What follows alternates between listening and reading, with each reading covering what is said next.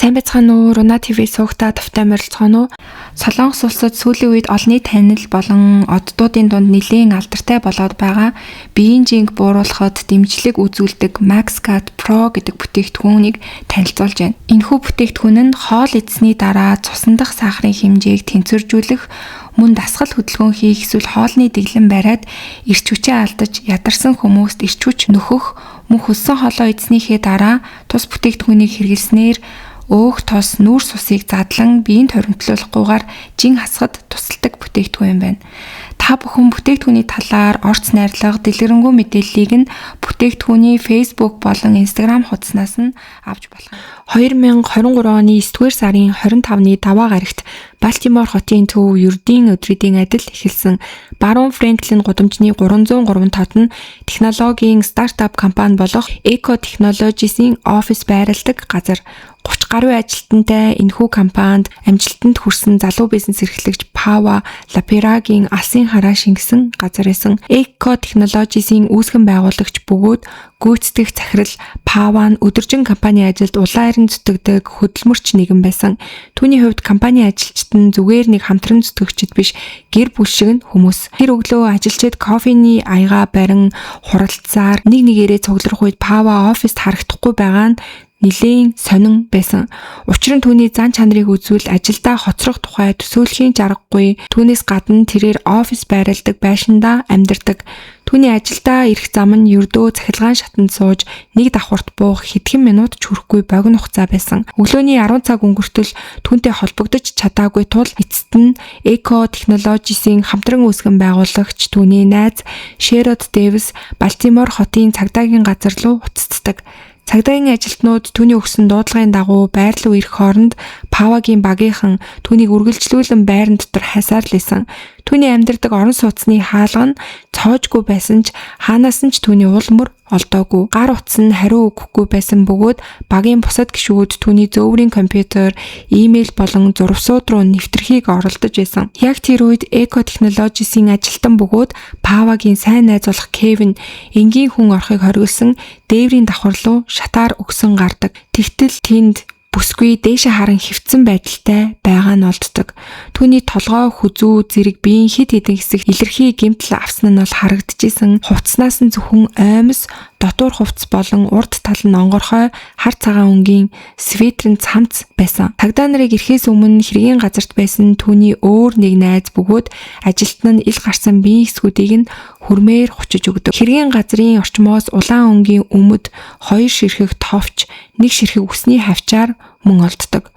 Мөн мөрдөгчд цус бололтой толов тогтсон 1 ширхэг тоосго, 3 ширхэг шүд нэмж илрүүлцгээдэг. Шүүх эмнэлгийн задлан шинжилгээний үр дүнгээр үхлийн шалтгаан нь Павагийн хүзүүг нь боомлж толгойн хэсэгт нь хүчтэй цогсноос үүдэлтэй гэмтэл гэж тогтооцгоодог. Шүүх эмнэлгийн эмч цогц байдалд үндэслэн түүнийг дээвэр дээр хамгийн багадаа 2 хоногийн турш орхигдсон тэндээ байсан байх магадaltaй байна гэж таамагладаг. Ердөө 26 настай залуухан Пава аль хэдийн бизнесийн ертөнцид анхаарал татсан ирээдүйтэй хүчтэй удирдагч бөгөөд хотдоо сайн сайхан нөлөөг түгээгч нэгэн байсан. Texas төсөж Аризонаг дамжин тэрээр үргэлж мөрөөддөг байсан нэр хүндтэй Johns Hopkins-ийн их сургуульд элсэн орсноор Мэриленд муж руу нүүсэн эмэгтэй байсан.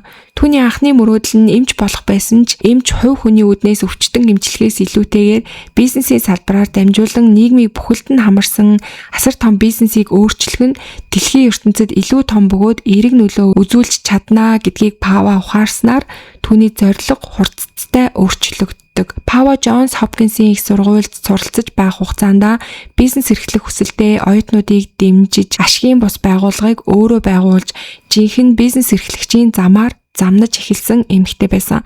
Жижиг орон нутгийн дэлгүүрээс эхлээд шинэлэг бүтээл төрөөж буй анагаахын оюутнууд хүртэл сайн санаа зорилготой бүхий л бизнес туслах нь түүний зорилго байсан. Компани нь жаажмаар өргөжин дэлхийн хэрээр тэрээр хамтран зүтгэгч Sherrod Davis-ийг багтаа авсан бөгөөд 2 уран бүтээлч эмгэнэлт явдал гарахаас 2 жил гаруй хугацаанд нэгэн ижил алсын харааг ширтэн хамтдаа компани томруулан зүтгэж ирсэн байсан. Эдгээр ололт амжилтыг нь үнэлэн Пава дэлхийн эдийн засгийн алдартай сэтгүүл болох Forbes-ийн шалгаруулсан 30 хүртэлх насны 30 удирдагчийн зэгсаалтанд хүртэл орж байсан маш мундаг бизнесмен эмэгтэй байсан. За ингээд Дуудлагын дагуу ирсэн мөрдөгчид дээд давхрын дээвэр дээрх аимшигт хэргийн газрыг шалгаж байх хооронд доод давхар цугларсан эко технологийн ажилчид байцаалт өгөхийн тулд цагдаагийн хилтэс рүү шилжүүлэгдэцгээдэг.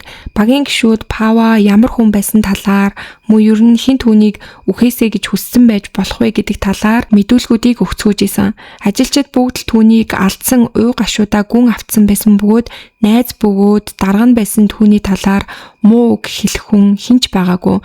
Павагийн найз залуу Жереми амралтын өдрүүдэд ажлын шугамар Сант Луис руу явсан байсан. Түүнээс Павагаас хүлээн авсан хамгийн сүүлийн мессеж нь 4 сарын 22-ны Баасан гаригийн шөнө 10 цаг 4 минутанд ирсэн мессеж. Тэрээр уран бүтээлчид, дизайнер, үзүүлэгчдийн танилцуулдаг томоохон хэмжээний задгай талбай наадамд оролцож ирээд найз залуу Жереми рүүгээ үнэхээр гайхалтай туршлага байлаа, үнэхээр гоё үдшилэг байлаа гэсэн мессежийг илгээсэн байсан. Гэвч үүнээс хойш илгээсэн түүний дараагийн зурвсуудад Пава ямар ч хариу илгээгээгүй байсан. Мөрдөгчид 22-ны орой Павагийн хамгийн сүүлд батлагдсан хөдөлгөөний чиглэлийг мөшгөн эко технологи офисын доторх хяналтын камерын бичлэгийг шалгаж үзэхэд тэр орой бүсгүй наадмаас буцаж оффистоо орж ирээд дээд давхартай байх гэр рүүгээ явж байгаа дүр зургийг нь олж илрүүлж чаддаг. Тэрээр дараа нь олдохдоо өмссөн байсан яг адилхан хувцастайгаа тухайн үед гэрлүүг орж исэн. Хар цагаан өнгийн цамц, улаан өмд, улаан пүүз өмссөн байсан. Даваа гарагийн өглөө Пава товлсон хуралдаа ирээгүй учраас Баасан гарагийн шөнө наадмаас явснаас хойш хинч түүнтэй холбогдож чадаагүй гэдг нь тодорхой болсон байсан. Кевин наадам дээр салахтаа түүнийг хамгийн сүүлд харсан хүннээс. Байшингийн гол хаалганы хамгаалалтын камерыг цагдаа нар шинжилээд үзэхэд Баасан гарагийн шөнийн 10 цаг 30 минут орчим Пава гэрлүүгээ орж байгаа дүр зураг илэрсний дараа байшин руу орохоосоо өмнө алхаж явсан зам руугаа эргэж нэг хараад замын нөгөө талыг дахин нэг удаа ажиглаж байгаа нь мөн харагддаг. Мөрдөгчд Пава найзуудаасаа салсныхаа дараа гудамжинд нэг эрэгтэйтэй тааралцсан гэдгийг ч мөн камерын бичлэгээс олж илрүүлж чаддаг. Тэр эрэгтэй түүнийг дагаж гэр хүртэл нь мөшгөн ирсэн нь ч тодорхой болдог. Бүсгүйг хаалгаар орсноос хойш хэдхэн секундын дараа өнөөх эрэгтэй шатаар гүйж орж ирээд шилэн цонх буюу лобби тал руу шагааж байгаа нь харагддаг. Тэрээр халааснасаа ямар нэгэн зүйл гаргаж ирснээ хаалганы урд талын буудан дээр сууж байсан Пава руу хаалганы зүг хүрээд ирээчээ гэсэн дохио зангааг гараараа үзүүлж исэн. Хяналтын камерын дуу хураагдаагүй байсан ч гэсэндээ тэр хоёр хаалганы наан цаанаас бол харилцсан 40 секунд орчим ярилцаж байгаа нь харагддаг. Тэр эрэхтэй юу гэж хэлсэн нь мэддэхгүй байгаа ч гэсэн Пава түүнийг итгэж болох хүн гэж дүгнсэн бололтой тэр нь бол тодорхой камер дээр харагдчихсэн. Бүсгүй гараараа дохин түүнийг байшин дотор ороод ирээ гэж дохиж байгаа дүр зураг буусан бөгөөд Пава хаалгаа онголоод тэр хоёр дээврийн өрөө рүү явж байгаа нь харагддаг. Өнөөхөр байшинд орсон цаг нь шөнийн 10 цаг 34 минут байсан. Харин үүнээс хойш ойролцоогоор 30 минутын дараа буюу шөнийн 11 цаг 9 минутанд гол хаалганы камерт өнөөхөр төрх дахин буудаг. Орж ирсэн үеийнхтэйгээ адил үүргэвч үүрсэн байсан ч өмсөж байсан саарл өнгийн гадуур цамцаа тайлсан байдалтай харагдчихсан. Тэрээр гадагш гарч хэсэг хугацаанд эргэн тойрноо гудамжийг ажигласныхаа дараа харанхуй руу яваад алга болж байгаа нь харагддаг. Бичлэгүүдийг үзсний дараа бол цагдаа нар бичлэг дээр байгаа хүнийг хэн болохыг бол маш хурдан хугацаанд тогтоож чадсан. Учир нь Балтиморын цагдаагийн газар ердөө 3 хоногийн өмнө гарсан өөр нэгэн хэрцгий аллагын хэрэгээр яг тэр эрэгтэйг аль хэдийн хайж исэн байгаа. Түүний нэрийг Джейсон Беллингси гэдэг бөгөөд 32 настай нэгэн орон сууцны барилгын засвар үйлчилгээний ажилтан байсан. Хэрэг гарахаас 3 хоногийн өмнө буюу 9 сарын 19-ний өдөр Джейсон өөрийн албан тушаалаа ашиглан залуу хасууд болох April Hurley болон түүний найз залуу Jonte Gilmore нарын түрээслэн амьдарч байсан орон сууцны байранд нэвтэрсэн байгаа. Галтгоонд нь ус халиад байна гэд үүдний хаалгыг нь хүчтэй нүдсэн бөгөөд хохирогчд хаалгаа нэмэгц гэрлүүн хүчээр дайран орж ирцгээсэн байгаа. Тэрээр хосуудыг скотчоор хүлж дараа нь зодож эхнэрийнх нь хүзүүг хүртэл зүссэн. Түүнчлэн тэр хоёр руу бензин асгаад байшинд гал хүртэл тавьсан байгаа. Хосуудын хувьд бол маш их хэмжээний төлөгдөлт авч эмнэлэгт хүргэгдсэн ч гэсэндээ азар хоёлаа бол амь нас нь аврагдаж чадсан. Ингээд тэр хоёр бол амь нас аврагдсны дараа гэмт хэрэгтний талаарх сэжүүрийг цагдаа нарт гаргаж өгсөн байсан. Джейсон тэр шөнө Паватай хамт байранд байсан гэдэг нь батлагдсан тул цагдаа нар олон нийтэд түүнийг мэдээлэхээс өөр аргагүй болцоодог. Джейсоны зорьсон чиглэлийг Балтиморын цагдаагийн газар илрүүлж Мэрилин мужид байдаг галт тэрэгний буудал хүртэл түүнийг бол мөшгөж чадсан байгаа. Тэрээр төрсөн их чихээ гэрлүү явж байсан зам байсан. Ингээд хэрэг гарснаас 2 хоногийн дараа буюу 9-р сарын 27-ны өдөр холбооны мөрдөгчдийн хамтарсан тусгай мөрдөх анги түүнийг олж баривчилж чаддаг. Тэрээр баривчлагдах үедээ ямар ч эсэргүүцэл үзүүлэлгүйгээр баривчлагдсан. За хэрэгтэн Джейсонгийн хувьд бол ядуу зүдүү орчинд өссөн бага насндаа 5 ах эгч дүү нараасаа салж асрамжийн гэр бүлд өсөж торинсон. Түүний гэмт хэргийн түүх гэвэл 2009 оноос эхлэлтэй байсан. Ердөө хэдхэн жилийн дотор тэрээр бусдын биед халдах хэрэгээс эхлээд дээрмиг ол бүр тоо томшгүй олон үйлдсэн. 2015 онд таньдаг байсан залуу бүсгүйгээ хүчирхийлсэн хэрэгээр 14 жилийн хорих ял сонссон байсан.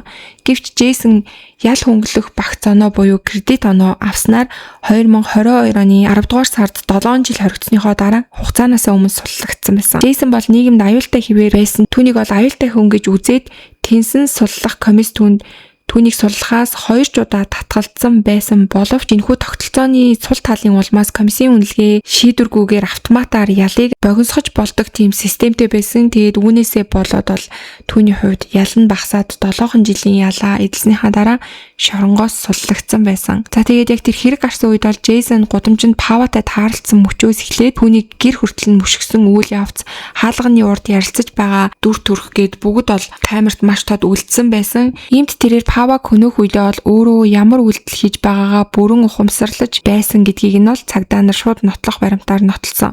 Гэвч тэрээр өөрийн үйлдэлийнхээ талаар ямар ч тайлбар хийгээгүй. Джейсон хэрэг үйлдэх сэтэл зорилго ерөөсөө байгаагүй гэж бол цагдаа нар руу зүтгэжсэн. Тэгээд яг юунаас олж хэрэг үйлдсэн гэдгээ ч ерөөсөө хэлэхгүй тайлбарлахгүй байсан. Тэгээ түүний хувьд болохоор Павагийн гэр рүү яах гэж нэвтэрсэн бэ гэдгээ бол тэдний гэрийн дээврийн давхурт юм засах гэж орсон гэдэг дээр бол цагдаа нарт гүрийж ярьсаар л байсан. Тэгээ яагаад хэрэг үйлдсэн бэ гэхээр дээдлийн давхар руу алхаж байх хугацаанд гинтл түүний толгой дотор түүний амь насыг хөнөөе гэсэн бодол орж ирсэн гэж тэр өөрөө хэлж байгаа. Тэгээд хэргийн газраас олдсон цус болсон тоосгыг ашиглан Паваг цогсноо хүлээн зөвшөөрсөн. Тэгээ үүнээс өөр бол ямар ч тийм тодорхой зүйлийг тэр ярихгүй байсан. За тэгээ Джейсон бол өөрт нь тулгасан олон тооны яллах дүгнэлтийн талаар анхандаа гин буруугүй гэж зүтгэж байсан. Түүнийг бол улсын өмгөөлөгч бол өмгөөлж исэн. За тэгээд яг энэ хэрэг шүүхтэр явж байгаах энэ үед бол Павагийн гэр бүлийнхэн өөрсдийн гэсэн өөр нэгэн тэмцэл үргэлжлүүлж исэн. Байрны эзэн болон үл хөдлөх хөрөнгийн менежментийн компаниудыг бас шүүхэд өгсөн. Ял шийтгүүлж байсан бэлгийн хүчирхийлэгч Джейсоныг байрны засвар үйлчилгээний ажилтнаар ажилуулж түүний амьдардаг байр руу нэвтрэх эрхийг олгохдоо тэд иргэний бүртгэл шүүхийн шалгах зэрэг хянан магадлах үүргээ дутуу биелүүлсэн гэж үзсэн учраас энэхүү шүүхэд бас давхар хандсан байна. Павагийн эцэг эхийн хувьд Джейсоны үйлцэн гэмт хэргийг урьдчилан сэргийлэх боломжтой байсан талуудын талаар олон нийтэд дуу хоолойгоо хүчтэй хүргэж байсан. Тэд хүнд хэлбэрийн бэлгийн хүчирхийллийн хэрэгээр ял шийтгүүлсэн этгээдүүдийг үлгэр жишээ хоригдлын ял хөнгөлөх багц оноонд хамруулснаас болж энэ бүх хэрэг үйлдэгдэх эрсдэл нэмэгдсэн учраас энэ хуульдаа бол өөрчлөлт хийх хэрэгтэй гэдэг дээр бол хатуу байр сууриа илэрхийлжсэн. За ингээд энэ хооронд бол Джейсонгийн шүүх хурал болсон. Тэгээд өмнө нь үйлдсэн гэр бүлийн хоёрт учруулсан гал тавьсан хэрэг болоод Павагийн хэрэг гээд нийт 2 хэрэг дээр хоёулан дээр нь түүнийг бол гин буруутай гэж бол мэдээж үзсэн. Тэгээд хүнийг тамлан зовоож амь насыг нь хохироохыг завдсан хэрэг мөн Павагийн амь насыг хөнөөсөн хэрэг гэх мэтчлэн үзээд 60 жил хоригдсны дараа тэнсэн суллагдах эрх үүсэж болох бүх насаараа хоригдох ялаар ялалсан байна. За тэгээ түүний хувьд бол 60 жилийн дараа тэнсэн харгалзах ялаа аваад хэрвээ суллагдана гэх юм бол 93 наснда шоронгоос суллагдах магадлалтай ийм ялаар бол шийтгүүлсэн гэсэн үг байгаа. За ингээд өнөөдрийн 5 хүнд бэлтгэж хүргэсэн хэрэг бол Forbes сэтгүүл дээр хүртэл гарч исэн маш алдартай болох магадлалтай олон хүмүүс сайн сайхныг түгэж исэн залуу бизнесмен 26 настай эмэгтэй Павад тохиолдсон эмнэлт хэргийн талаар байлаа. Америкийн ял хөнгөлөх системээс болоод маш аюултай гэмт хэрэгцэн суллагдсанаар хүнд итгэмтгий Павагийн хувьд бол хаалга тайлж өгд түүний гэртээ оруулснаас маш харамсалтайгаар амь насаа алдсан юм хэрэг байлаа. Тэгээ та бүхэн ч гэсэндээ энэ хэрэг дээр ер нь шүн орой болсон үед байрны ажилчин ч юм уу сөөхөн ажилтан янз бүрийн одоо хортон шавж устгахаар ирлээ ч юм уу тиймэрхүү хүмүүс нэлээ их ирж хаалга цогтөг. Тэгээ иймэрхүү хүмүүст бол яг ажлын цагаар л хаалга тайлж өгөх хэрэгтэй байхаа гэдгийг бас харж ямар нэгэн сэрэмж авсан байх гэж бодож байна. Тэгээ та бүхэн бас өөрт төрж байгаа сэтгэлдлүүд бусдаа сэрэмжлүүлэхийг хүсэж байгаа зүйлсээ комент хэсэгт бичиж үлдээгээрэй. За ингээд мөн сувг дээрээ лайк, subscribe дарахаа битгий мартаарай. Бүгдээрээ дараагийнхаа дугаараар эргээд уулзцаая.